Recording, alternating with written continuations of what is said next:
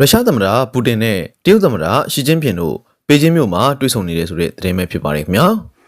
သတင်းဆောင်ရင်ရုပ်သံလိုင်းမှာကြိုဆိုပါရစေနောက်ဆုံးရသတင်းများကိုတင်ဆက်ပေးသွားပါမယ်ခင်ဗျာ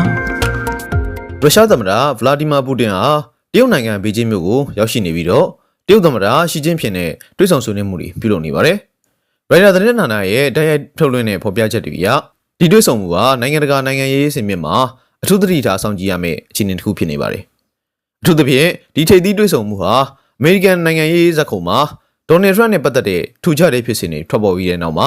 ဂျပန်ရဲ့အကြမှာပဲစက်တိုက်ဆိုလိုဖြစ်ပေါ်လာတာပါ။ဒါကြောင့်အင်အားကြီးနိုင်ငံတွေကြမှာအပြိုင်မှုတွေနဲ့ကမ္ဘာပထဝီနိုင်ငံရေးအခင်းကျင်းအသစ်တွေပေါ်ဘယ်လိုမျိုးသက်ရောက်မှုတွေရှိလာမလဲဆိုတာလေ့လာသူတွေကအနီးကပ်စောင့်ကြည့်နေကြပါတယ်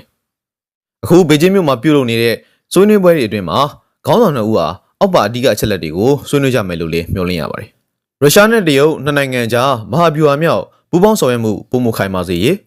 နိုင်ငံတကာစီးပွားရေးနဲ့ကုန်သွယ်ရေးဆိုင်ရာကိစ္စရပ်များလက်ရှိကမ္ဘာရေးရာပြဿနာများအပေါ်နှစ်နိုင်ငံဘုံသဘောထားရည်တည်ချက်များဆိုတဲ့ချက်လက်တွေပဲဖြစ်ပါတယ်။ဒီတွေ့ဆုံမှုကနေထွက်ပေါ်လာမဲ့အသေးစိတ်သဘောတူညီချက်တွေနဲ့နောက်ဆက်တွဲသတင်းများကိုလည်းရရှိလာခဲ့ရင်တင်ဆက်ပေးသွားပါမယ်ခင်ဗျာ။အခုလိုမျိုးနိုင်ငံတကာသတင်းဆောင်တွေကိုတင်ဆက်ပေးသွားမှာမို့ follow လေးလုပ်သွားပေးကြပါဦးခင်ဗျာ။အားလုံးကိုကျေးဇူးတင်ပါတယ်ဗျာ။